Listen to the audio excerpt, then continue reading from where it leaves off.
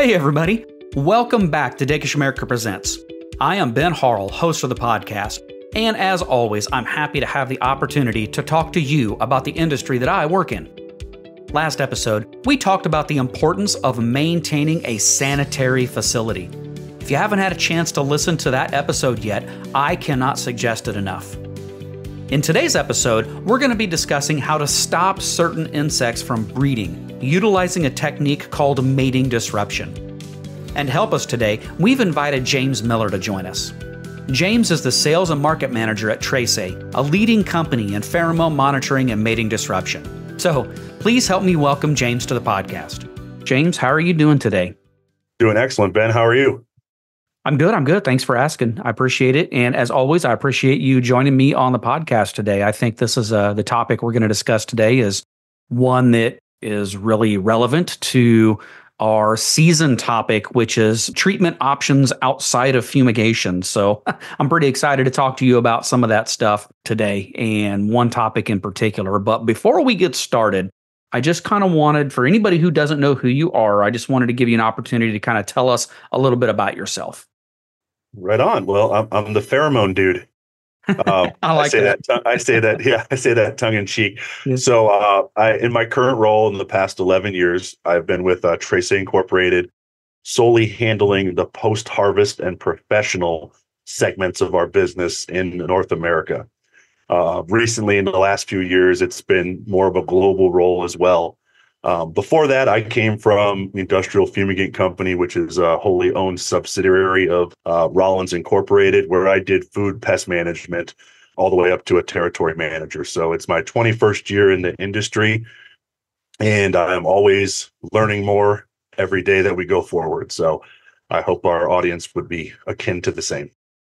Yeah, it's kind of interesting. You and I have a lot of the same type of trajectory. I know we've talked in the past, we didn't start out our careers out of school, with pest control in mind. I think if memory serves, I think that you started out, outside of the industry. I started outside of the industry and we kind of found our way there. And we both have about, 21, 22 years in the industry. So definitely similar trajectories. So it's definitely a career that if you allow it to, will serve you for an entire career. I mean, there's plenty of job security. There's plenty of interesting things about our industry that I think a lot of people from the outside don't realize until they get into it. Just how scientific it is, how science-based it is, and just how interesting and innovative it can be. Yep, I agree with everything. So I wanted to talk to you today because obviously working at Trace works in pheromone technology. And I know for a long time, pheromone monitoring was kind of the number one thing, and it still is. I'm not taking away from that. Pheromone monitoring is still one of the number one ways that we can tell whether or not a treatment needs to take place. But I know that Trace started kind of several years ago now, have started working with a pheromone technology to disrupt mating for particular insects out in the post-harvest and commodity markets. So I just kind of wanted to ask you a little bit about mating disruption. And I guess we can just kind of start by, asking what is mating disruption? So mating disruption boils down, and I always try to, when you talk to the world of pesticides in general, right, it's modes of action. How does an active ingredient attack or thwart an insect species or, any biological species, right, rodenticides and things like that. So, mating disruption is the use of pheromone to control a specific sect of insect. And it's the same pheromone we utilize in monitoring. And it's the same pheromone the insect itself produces for most notably mating purposes. It's the way they communicate. So in the guise of the science of mating disruption, it's really not a traditional active ingredient that would ever cause death, growth regulation, those kind of traditional target words of the pesticide realm. Unfortunately, though, governments have regulatory schemes above and beyond the industry we're in. And like in the United States with the EPA, once you assert essentially a marketing claim of control, disrupt, repel, mitigate, those kind of key words, you fall under the purview of registration. So for the intents of this conversation, in the United States, mating disruption is a registerable pesticide, although it doesn't kill anything. And what it does do are three separate modes of action. And that's the inability for the male to find the female, which causes essentially repellency, meaning there's so much pheromone on that male of the species that he is physically unable through his antennae to cooperate with the world and just stays dormant in one spot. The second would be what we call false trail following, which is the male searching for a female, and all he is finding is the superficial pheromone that we've introduced into the environment. And then the third is kind of based off of Dr. Subi out of Kansas State's research, and it's a great paper you should read. It's the fecundity rate of affected females when under mating disruption. So every day we can delay or deny her mating from a male, it's 20 to 25% less fecundity rate. And that's the insemination of eggs that become fertile down the road. So if you look at mating disruption as a whole, it's pretty cool of the three different ways it attacks an insect without being toxic at all to the environment.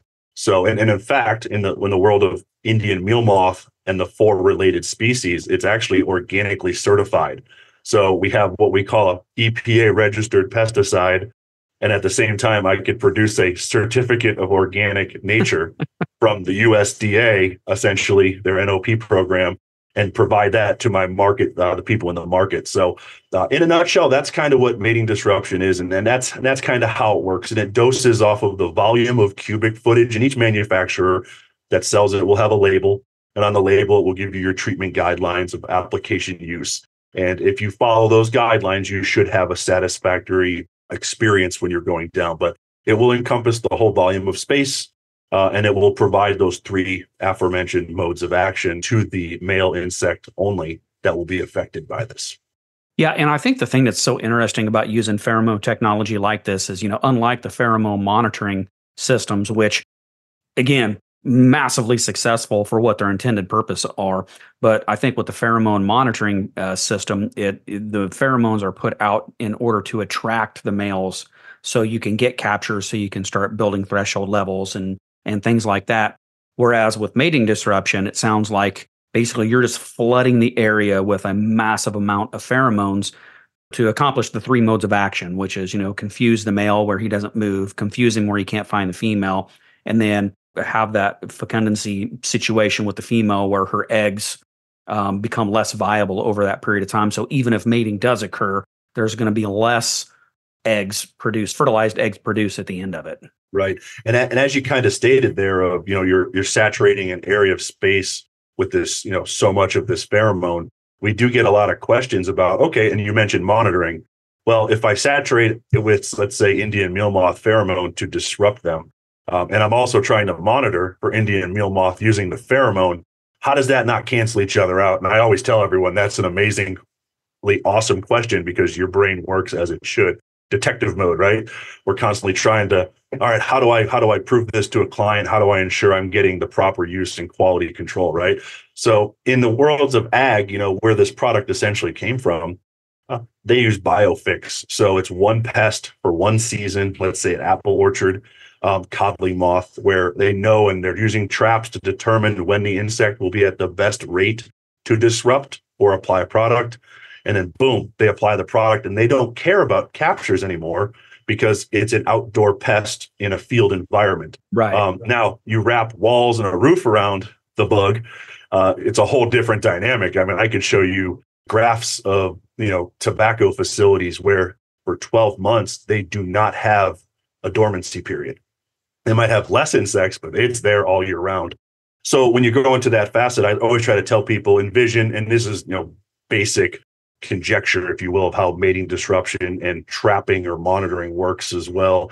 Imagine a jet engine, right, turning on, and you can see it's spitting out that air movement like crazy. That's essentially a mating disruption dispenser. It's a jet engine flowing. And then the secondary would be your monitoring system, which is your pheromone lure for monitoring, is like a cigar wafting smoke.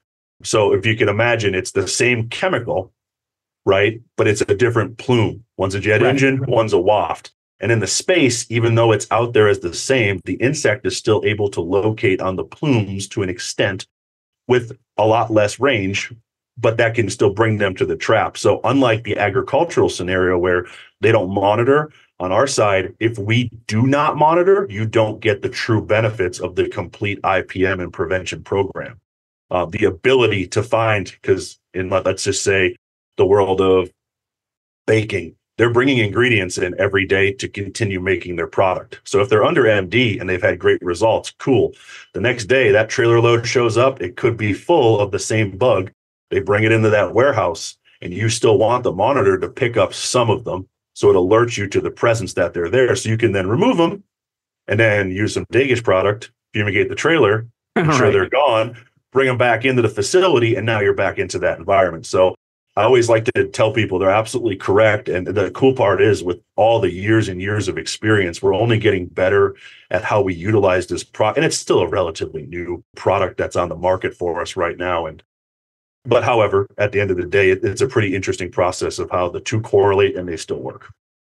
Yeah, and I mean, I've seen direct results of mating disruption working. I mean, I've seen situations, many situations where people have instituted mating disruption and they went from, 10 to 20 treatments a year down to one or two treatments a year, whatever that treatment is, whether it's fumigation, fogging, ULV fogging, whatever the case is. But I mean, you can see, if you track it, you can see drastic results of mating disruption working across the board.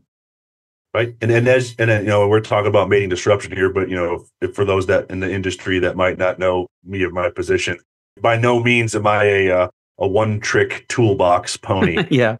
I am a believer in this entire market and industry, from avicides to rodenticides to roach monitoring and control, to fumigation. It is all part of our toolbox, and I absolutely want the industry to have as many tools as we can to have efficacy and quality for our clients, because let's face it, we're living at a time where we have the cleanest food supply that we've kind of ever had, but we're also starting down the road of banning things because of sometimes arbitrary stuff. So I hate to lose really good products we have at the same time. Now, of course, in pheromone world, I benefit from this changing guide of naturals and organics and all that stuff, because that's what we are. We're the non-pesticide pesticide, right?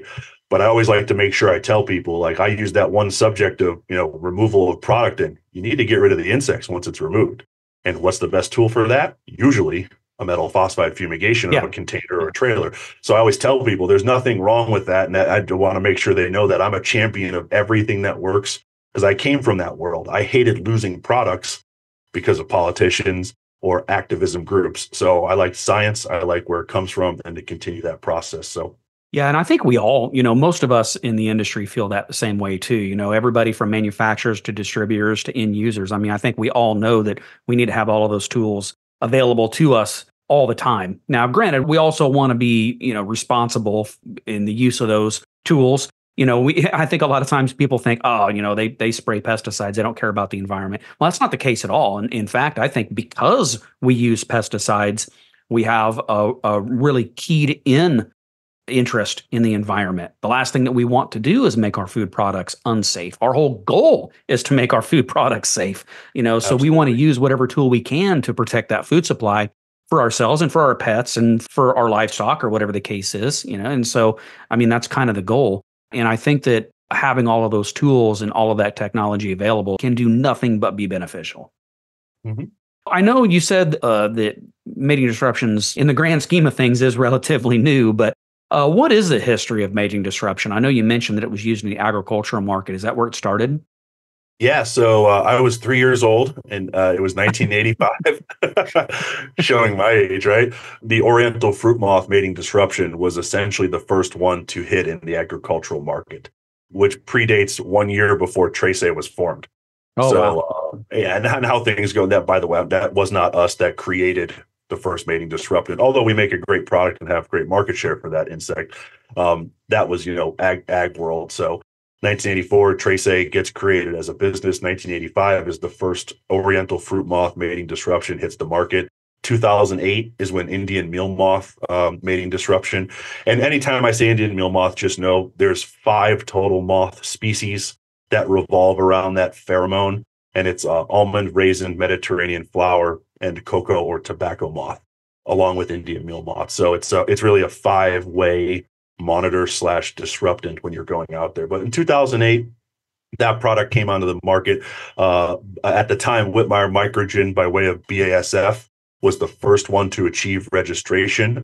And that product's made by a company down in Costa Rica called Chemtica, and they make that product for BASF now. It's called Allure MD. And again, they were the first, and then now we came right after them. It was like almost a piggyback. Within a couple months, the EPA registration was out, and then Sidetrack IMM MD became the second one registered in the United States. We are the only one registered in Canada as of right now, which is an interesting market. And then all over the world, it varies on countries and how it goes down and how that stuff's applied.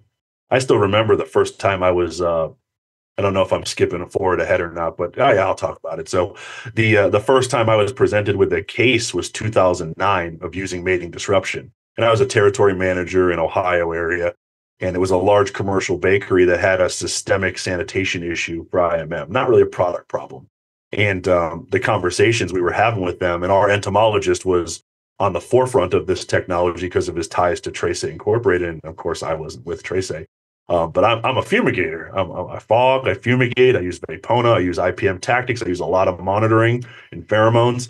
But I don't know about this new thing, right? So it's being told to me, hey, this is the perfect time for you to try this out, James. And I went into it, well, I mean, I'll let this fail and then I'll do what I know is best because that's kind of it. But at the same time, I had enough back then of know-withal to know that, I don't know everything. So there's possibility that things come up new. So when we mapped out the facility, we got the cubic footage, it's 15, 20 million cubic feet within that area. And then we're about to put the product in, and with a client, it's just literally hanging pieces of rubber. That's essentially what you're doing based off the application. There's so many food contact zones that we couldn't do what was being prescribed. Put this many in all of these spots. It's huge ceiling heights, it's conveying zones, it's 5 different baking lines. So field expedience being a thing, as I'm sure when you're out in the field, it might be this way, but you have to use this way, and it's kind of a gamble. Yeah. So I call the entomologist up, and hat tip to Mr. Jerry Heath, BCE, who's one of my premier mentors on the technical side, a true product manager of any way, and he's partially retired in the industry. But I call him up and say, hey, it's not going to work how you prescribed. I'm just going to jam one package of this product on every pole at floor level, 5 to 6 feet throughout the entire structure. And he's like, oh, I don't know if it's going to work. We're not sure. And lo and behold, it ended up being successful to the point of, it proved me wrong. So it proved me to be a believer way back in 2009. And we went on to be one of the larger users in North America of mating disruption in that territory. So yeah. And again, that's just a testament to how well mating disruption can work, because I've seen the exact same types of results. So, we were talking about applying it. So I want to ask you specifically, because I think this is something that does get brought up. A lot of people ask me the question even, and I work for a company that manufactures fumigants now, but I still get asked the question all the time, how do you apply mating disruption? Not only where should you apply it and how should you apply it, but when should you apply mating disruption? I think all of those questions come into play for making sure that you're being successful. Right. So the label has a lot of that information in general, the timing, application, rate. In theory, there's 3 main methods of how you can successfully use mating disruption. And I'm a big philosophy guy. So, I represent one company and 2 brands. And, and while I always, just as well as you do, our stuff's awesome, right? So I could always preach that, but I know there's other manufacturers out there. So I always speak philosophically in general when we have these discussions. I don't like to coin the term product pimp. So I always tell people, so philosophically, if you're using mating disruption anywhere in the world, first and foremost, read that label. It's generally 1 page. I know the few manuals I've seen before, you can sit there for a little bit of time and go through a few manual with 30 pages in it, and then you need to do that. That is a necessity. Ours is a 1-page label. So read that label. And then the next basic things you're going to have come out of there are, what is the pest? Is it properly identified as that? Not everything in an IMM trap is an IMM. It very well could be a different species of insect. Now, IMM is pretty prevalent. So number 1, confirm your identity of the insect that you're dealing with. Number 2, read that label when you're considering these products that are out there. And then the next sect of things I look at is the true volume of space you have to treat. I'll use our label. It is in either cubic meters or cubic feet. And the reason for that is it's kind of akin to how you would do a fumigation. of a structure, true length, width, and height of the volume of space. You're going to fill that volume up with this pheromone chemistry, similarly to you would fill up that volume of space with a fumigant. So I always tell people, think of that. The converse side to that is we don't remove load factor for any reason. We can't predict empty space, open space. Whereas a fume, you could easily do that. Like I have a load factor, or for say fogging, you could have a ceiling factor. I'm only going to aerosol something to this height and then it will fall down. So if you have a 100-foot ceiling and only 50 feet of it is treatable space, you're going to fog 50 feet and that's what you're going to calculate. So we do see some shortfallings where people come from the world like we did, where they're like, oh, get the cubes, got them, I already have them written down. Well, cool. Are those cubes for fogging or fumigating with load factors removed, or are those the whole cubes of the structure? Because if it's a 100-foot ceiling, there might not be insects at 100 feet, but that chemistry is for sure going to hit equilibrium and go all the way to that ceiling, which leaves you with less of a dose if you didn't account for that properly. So number one would be calculate your true and proper volume of measurement, whether it be cubic meters or cubic feet. Again, there's some labels that use square feet out there and things like that. Again, read that label. It'll tell you what it wants to do. Number two, look at the amount of insects and the susceptibility of the commodity or facility that you're treating. Are you catching what you would deem to be a high amount of these Indian meal moth insects? Or are you catching, it's enough to be a problem and we want to nip it in the bud right now. So there's low, medium, and high ranges of the application rates that come on our label. We offer that kind of wide plethora, and then we give you a moderate part of most people fit into this middle area. So your label rate would be X amount of dispensers per this amount of cubic footage. And then to get the amount of dispensers, right, divide application rate from the size of the structure, and you will get the amount of dispensers you have to have. And now with Sidetrack IMM, since 2008 now, there's two different formulations. There's a small dispenser and a large dispenser. It's literally the same amount of active ingredient in a package. We just don't skip cut it into the smaller dispenser for the large. So it carries the same EPA number, but it's what we call like an addendum label. That one just gets a different label that changes. We don't cut it. So right. most, I would say 90% of the market now would use the larger dispenser. And it was a 75% cost savings of labor, less work to do it. And then the last thing, the number three, and I'll give you that +1 at the end there. I always like to throw in things that I've learned from the road. The last thing is applying it. And applying it is, these are for our brand, it is a PVC organic extruded polymer that the pheromone is blended into in powder form and then hot extruded and cut. So literally a plastics manufacturing plant and then placed into a foil barrier. So you're hanging pieces of plastic. And there's a little knockout for hanging zip ties, twist ties. We sell it like it's a 3M style of hook, adhesive hook that would go onto a wall. It is not a removable hook. I want to tell everyone that. It's meant to be in a food facility. So that thing requires, a lot of work to physically remove it from the structure. But you want it to stay there. And it's just applying that in a grid-like pattern throughout the space you're in. And this is one where the KISS method, keep it simple, falls into extreme factors. The environment is going to dictate where you place these things. I mentioned that bakery where, we had the plan, we showed up, and when I went, holy cow, we can't put these things here because it's a food safety risk. This thing could fall into food conveying lines, just like a pheromone trap or an insect light trap. You can't put certain things where they could get contaminated into food. So that's an environmental, but in general, you want it to look as if it's a grid. So with KISS method, right, keep it simple. I always tell people, look for fixed structural assets. So I know how many dispensers I need to put in, let's say, this box warehouse. And in here, I have 10 concrete poles that support the roof. Well, I have 100 dispensers divided by 10 poles that are spaced throughout in a grid-like pattern. Boom, I have 10 per pole. I'm done. And that's what I mean by keep it simple is you can't really mess it up so long as you got the two further previous things correct. The right size of the space in cubic feet, true cubic feet, and then the right application rate on the label. The disruption of the dispensers is fairly easy to think about, what's ever easiest for you. But when you get done, you look at your schematic map and go, that's in about a grid. And the coolest part is, and this is within the last couple months, Dr. James Campbell from USDA ARS, who is legendary entomologist and research scientist, and he's done a ton of this work and has research papers on everything.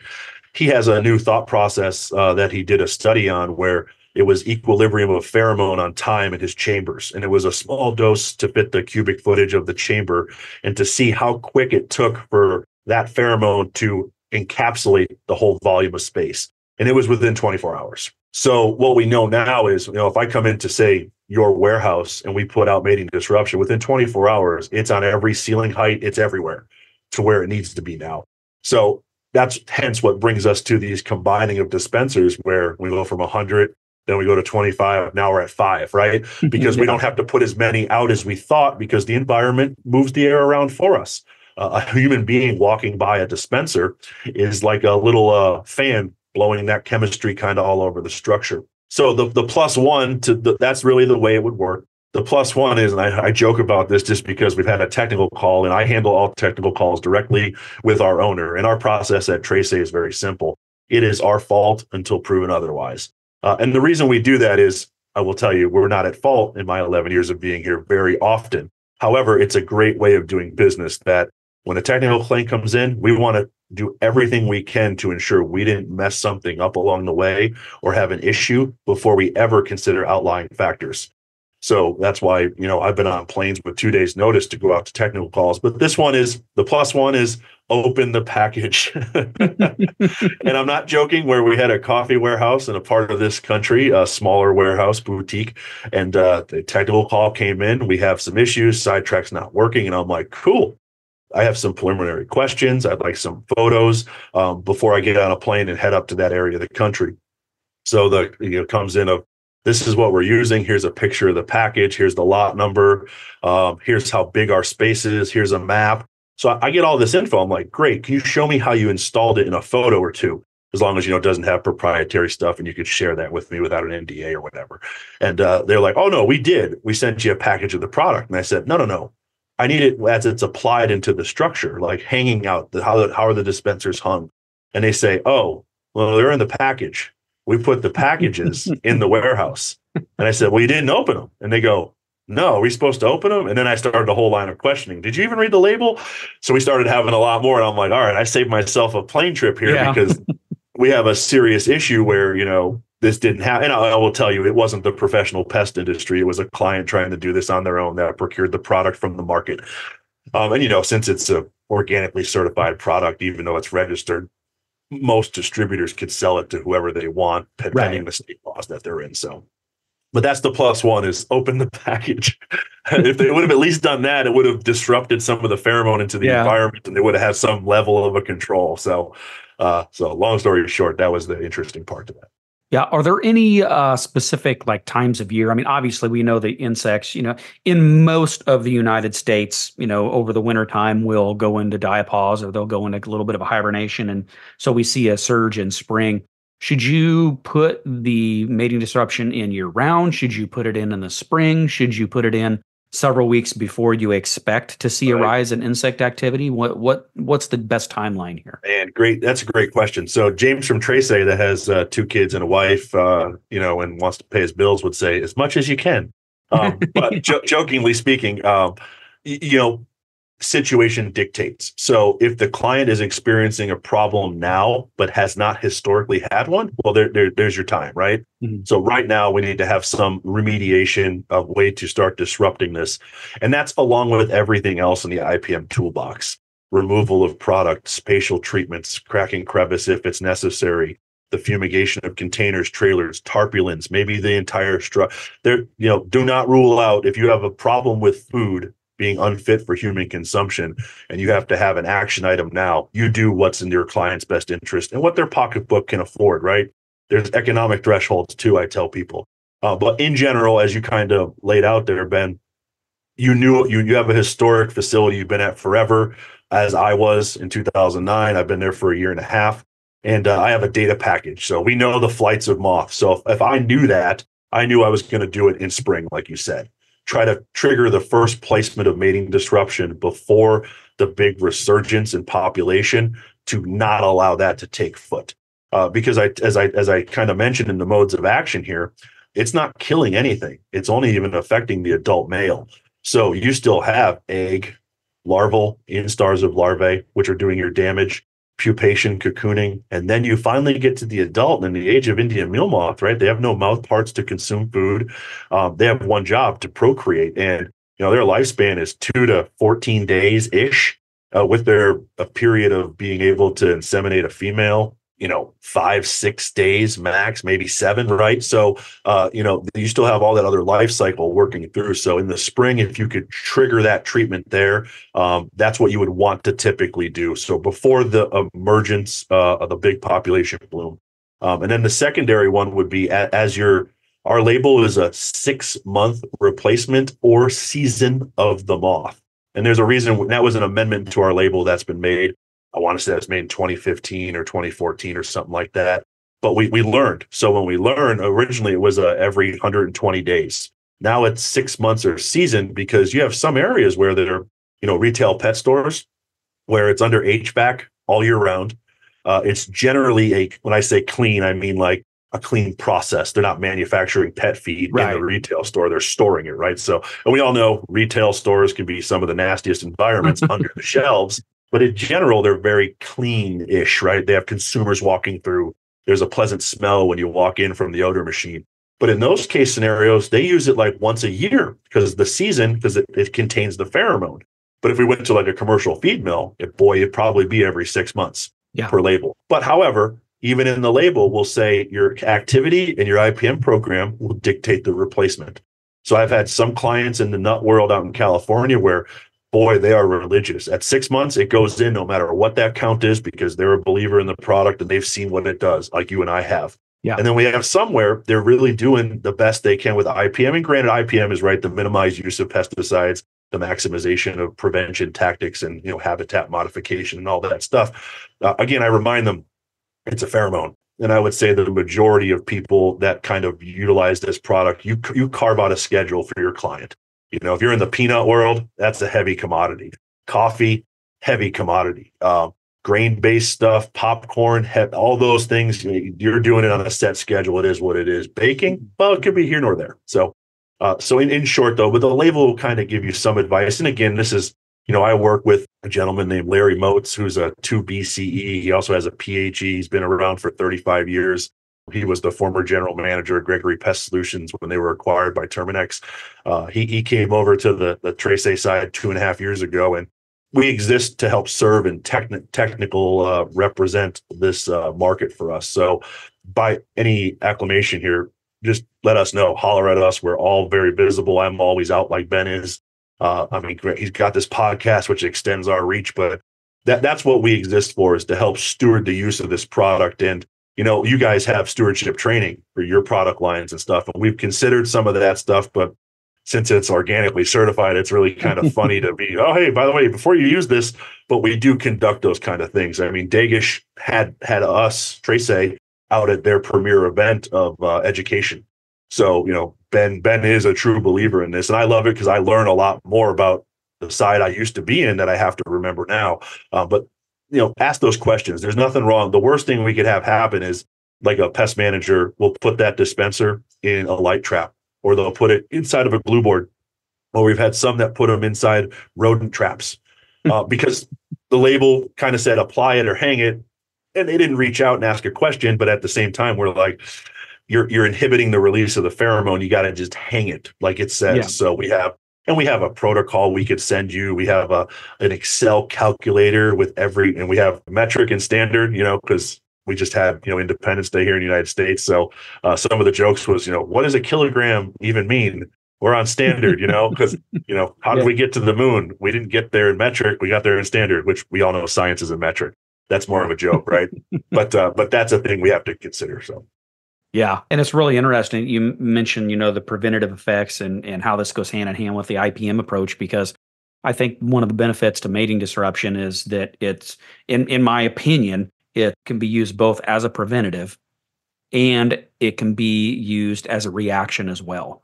A preventative to stop the increase in the pest infestation, but as a reactionary, it's a little slower. Like you mentioned, it might take a life cycle or two for it to kick in, but it's never too late to put it in. you're not going to hit July and be like, oh, the insects are already here. What's the point? No, no, it's still going to work. I promise you. You still want to break that life cycle. So yeah, and I had some facilities where it was in based on prevention only at a low dose, replaced once a year.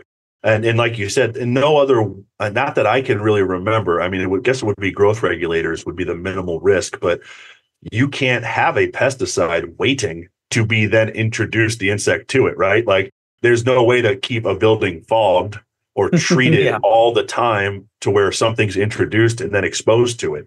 That's not the nature of a traditional pesticide. But a pheromone used as a pesticide in mating disruption, there's really no negative. The only negative is the economics. Yep. So there's no risk factor of that. And we had a few snack bar manufacturers up north in the United States where they had some history of IMM, but in the program, then when we assessed the risk, we got more downstream on this. So we had that discussion with them and say, hey, for this into your program, we could do a once a year low dose mating disruptant. So in the event you're exposed by your ingredient process to Indian meal moth or the related, you'll already have some form of prevention. We'll have the traps to tell us it showed up, and it won't take as much of a hold like it has in the past for you. Whereas right now, it doesn't make sense to pay for 6 months of full MD for this entire structure and keep doing it. That's a misuse of money we could use we can use it for fruit fly or outdoor filth fly or, occasional invaders or whatever. We can use that money where it needs to be, or rodent control. But we had a few facilities that's where they started to go. And that's kind of, what brought me to Tracy asking more questions. Hey, can I do this? And they're like, absolutely, as long as you're willing to ebb and flow and change. So prevention is a big facet of that. And there's really no other product you could have out there that as soon as that insect goes off the trailer or container, you have something that's actively disrupting their environment and making it harder for them to be in that facility. Yeah, and that's what makes it one of the premier tools, in my opinion. Like I said, mating disruption, I've seen it used again and again with a high degree of success. So are there any advances with mating disruption? I know, there's been talk about mating disruption potential for cigarette beetles and maybe some other species outside of the moth species.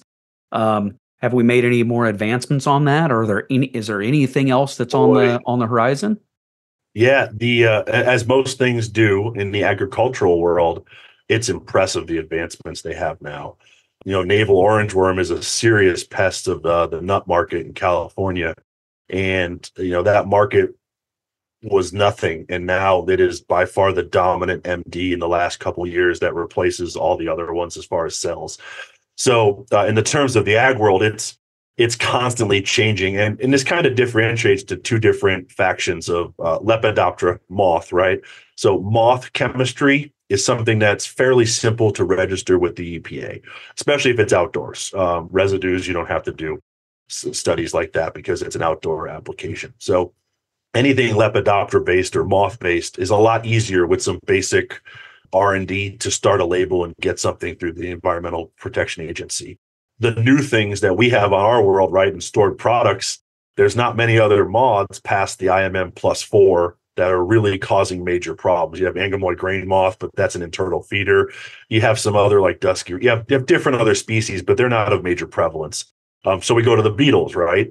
The next question was flower beetle, Tribolium species. That's the IMM of the crawlers, right? That's one of those ones that's everywhere. And that's an aggregate pheromone, not a sex-based. So, well, that's not going to work. Plus, they can live a year-ish, around there. They're very long-lived insects. And I would mention that's kind of what makes mating disruption work for the audience, that you have to look at the life cycle of the adult. If that adult lives for a year, even if it had a sex pheromone, I'd have to disrupt that bad boy for a long time, which adds to the results and the efficacy we may or may not get. So it brings us to kind of what's new. And, in 2020, March of 2020, and I didn't mention this in the interim when we started, we launched the first sprayable and ULV foggable mating disruption, IMM mech, sidetrack IMM mech. And, it's right as COVID hit in March of 2020, EPA sent us the approval on the label and we said, launch it. And then boom, the pandemic came down, and it was by far probably one of the, I won't say worst product launches because it wasn't. We wanted to get the hands of our operators and our clients. Hey, here's something new. Even though we're all shut down and everyone's scrambling to figure out what we're going to do and, how serious is this virus, We wanted to get it out there. So that product launched, and while it was a slow launch, it still fits a certain need. So that's a whole nother conversation down its line, but it's something that's out there and available in all 50 states, most of the federal territories. It's not in Canada. I don't know if it will be, but the mating disruptant one dispenser is.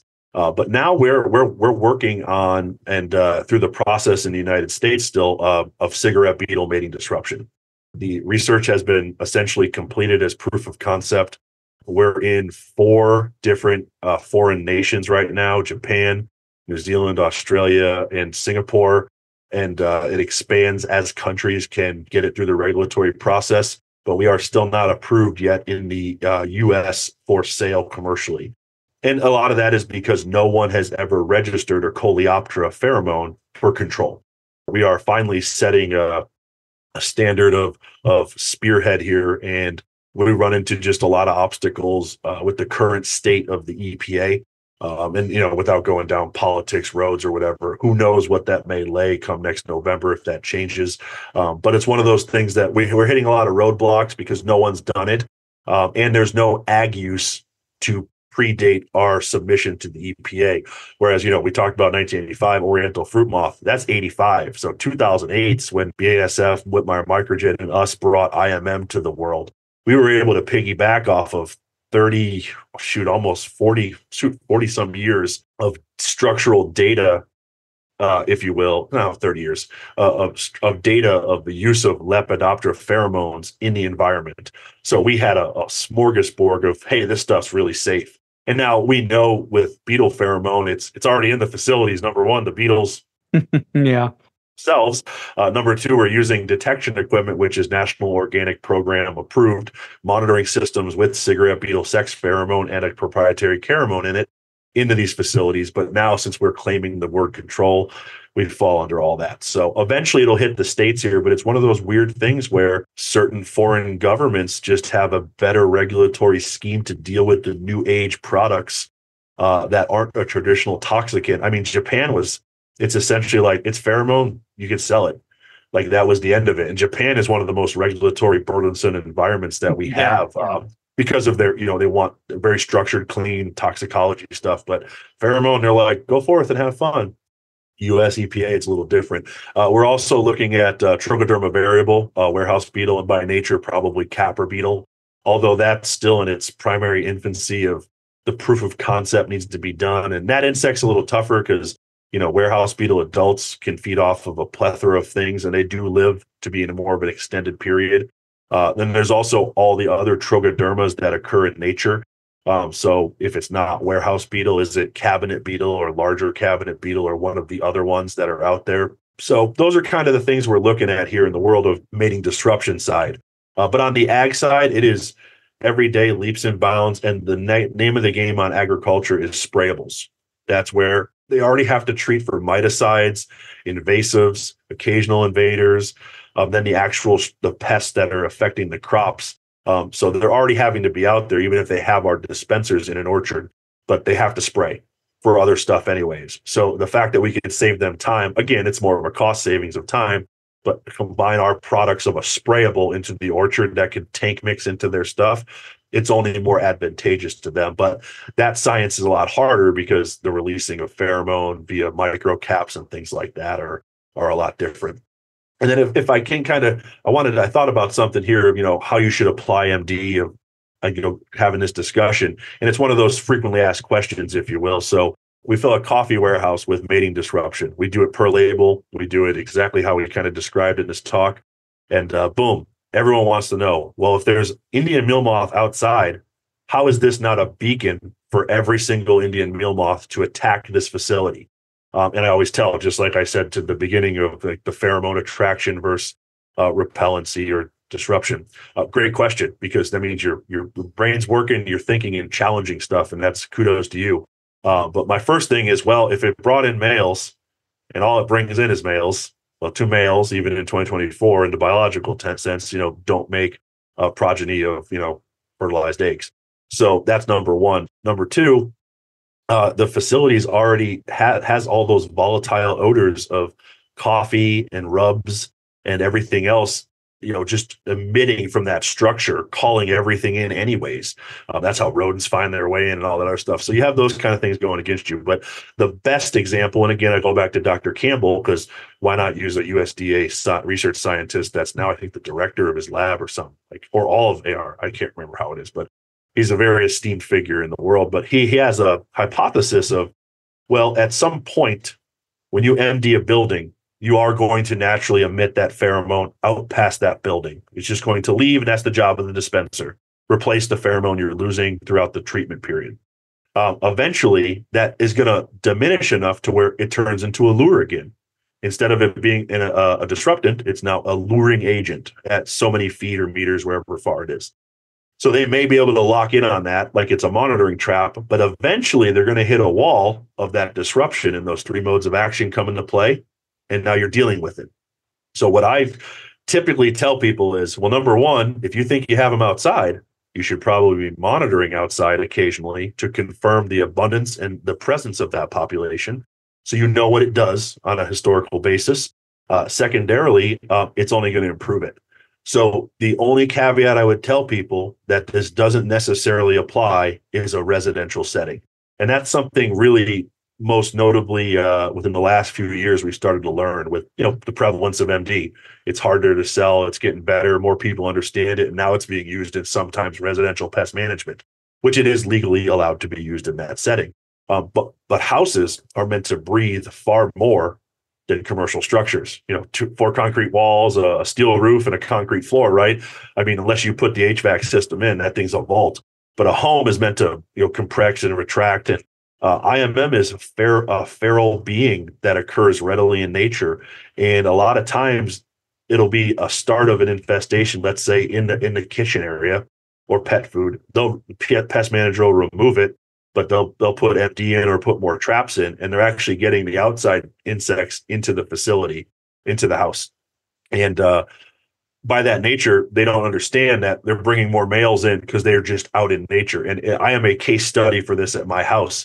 If I don't put a trap in my garage and one in my firebox where my fireplace is, I am going to have IMM males in the house because I've caught them on my 2 acres I've owned. One in the front tree, one in the back tree. I can catch about 100 a month this time of year, and it'll die down come September, October, but it always starts around April, May.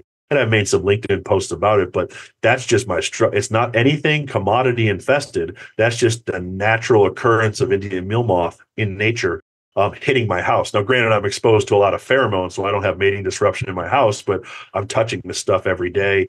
I'm working with it in the field. So the house probably has some emission of that pheromone coming off of us. But so I always caution people, and that's 2 things of, how will it react outside? Well, we answered that question. And then the secondary, if it's a residential setting, boy, give me a call or give Larry Motes a phone call. We want to have a discussion before you. And now I'm sure there's plenty that have used it and it was satisfactory and down the road, but we're up to like 4 or 5 technical calls where it was the outside and they dosed the inside with MD and it didn't stop the males from. Now the males come in, they're disrupted, they're not mating, but they're there in the house. And the homeowner sees them at dusk flying around the TV, and they're like, what the heck? That pest manager didn't do his job. And we're like, well, we finally get the phone call and have that discussion. So, yeah, I bet you, given how much you work with pheromones, I bet you have a trail of Indian meal moths and other assorted pests that follow you everywhere you go. So Pest World Nashville, the last time, flying zigzag behind you everywhere you go. I was sitting in the airport in Nashville after Pest World leaving, and I had 3 Indian meal moths flying around me like I was Pigpen. Yeah. So, and I've been in movie theaters where like they're on the screen looking like pterodactyls, and I'm like shooing them around. Like people are going to think I smell or something. All these insects flying around me, but it's funny, I've had the same thing where I've put out mating disruption or even just simple pheromone monitors. You put them out and you go to the grocery store or the big box lumber store and you go down the bird seed aisle or the dog food aisle, and all of a sudden you have 12 to 15 Indian meal moths that are all flying around your head because you smell like the pheromones you just put out during the day. It happens, Yep, but hey, it tells you, hey, they have an Indian meal moth problem here. That's the best Christmas test you could have. Yeah. I always used to joke and say I could probably get a lot of free steaks at like Texas Roadhouse because all the peanuts. Yeah. Like I almost want to leave a business card with them, but that's not my segment of the business anymore. Yeah. That's our clients. So I always like I'll leave that one be. But it's one of those of man, like I can get a free steak if I'm like we got all these things flying around my table, but I know darn well they're attracted to me coming off Yeah. the floor. So I only have one question left for you. It's a question I ask everybody that joins me on the podcast. You've answered a similar question to this in the past, and I'll ask it again. What advice would you give a person who is new to using mating disruption? Keep an open mind, read the label, and get educated on it. Seek out the resources.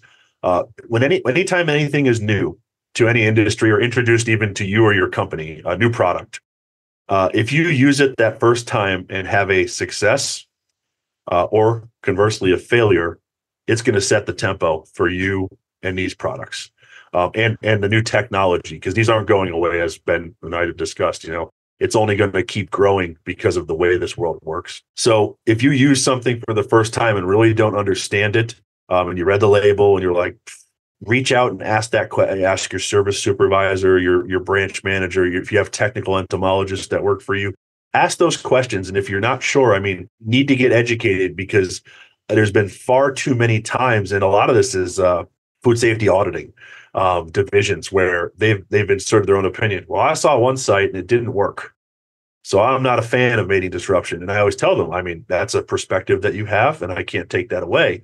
But I'm sure if we got to the root cause of it, any of the brands that are out there on the market right now and approved by the EPA, and I know this for a fact, and we can go to conjecture of which one's better and cost effective and all that. But if you do what the manufacturer says to the letter and then keep doing it, generally you'll get a positive result. Yeah. Now, one may be more than the other. So don't let a early failure because of a lack of education dictate your opinion on that. And that's any product, to tell you the truth. But open mind, consider it where we're going, read that label, understand it, ask questions, get educated, and then always be willing to tell your client the absolute truths of what you're doing. That bakery, I told that bakery director of, our entomologist is saying this, our company typically does things that are very forthcoming and new tech to this industry, but I don't have personal experience with it. So what I'm going to tell you is we're going to go 3 months and see where we're at. And at 3 months, we're going to reassess because I can't put a guarantee on any of this. At 3 months, I'll know more than what I did now. And then we got to 3 months and he said, don't you dare take it out. It's working too successful. And I was like, but I kind of want to mess with stuff. And he's like, don't do it. So always consider that open mind and when you're going. And it's just general in life. Maybe it's because I'm getting older now. And, I have 2 children and I'm 41 and I know you're a grandpa now, not to gaslight your age there, Pat. You look good for a grandpa, mind you. Thank you. We're both a little gray bearded. If you, goatee, not bearded. Yeah. But ask questions. And I end a lot of my speeches as the beginning of wisdom is to know that you know nothing, and that's from Socrates, or my talks, if you will. I end them on that, and it's funny because it's a continuing education talk, and I'm like, everyone's like, wait a minute, you just gave us an hour, but now you're telling me we don't know anything, and I'm like, yes. Always approach it as a detective that might not know it. You'll be able to go forward and ask questions. There are so many people with so much experience in this world that are easily accessible, and you wouldn't believe it even if your company didn't have, say, you're a smaller company starting up. I bet if you send a note to any of the associations, groups, and I know if you sent a note to Ben, just as a occasional or might be a user of Dagish, even if you're not, Ben's going to try to help you. He comes from that nature and background, same as me. I'm going to point you in that direction. So don't be afraid to ask is what I would tell you. And then early James would have been, 21-year-old James in pest management. Boy, I knew what I knew as a mechanic going into pest management. Now I'm sitting here going, maybe I'll call so-and-so at this company and ask them because that's what they specialize in. Yeah. So. No, that's great. It's the thing I love about you, James, is you're open-minded, you're honest, and you're genuinely curious, and you ask a lot of questions. And that definitely makes you a very likable guy in the industry. So thank you for all of that. I've had to ask you questions over the course of my career about mating disruption and all kinds of different topics. So it's always a great conversation with you, and I really appreciate it. Well, don't worry, sir. It's mutual. Well, that's all the time we have today, James. I really appreciate you taking some time out of your day to discuss mating disruption with us. I really appreciate it. Yes, sir. Thank you, Ben. Look forward to next time seeing you. Yep. Thanks. I want to thank James for helping us control the population of our common enemies. After all, if the insects can't find a mate, they can't breed and the population declines. On the next episode of Dakish America Presents, we'll be talking about another tool that we use to inhibit an insect's life cycle: growth regulators. And remember, if you have a question you'd like for us to answer, please feel free to email us at podcast@dagishamerica.com. You can also find us on our website at dagishamerica.com or on all of the main social media outlets. And so, until next time, I'm Ben Harrell, and I hope you have a safe and terrific day.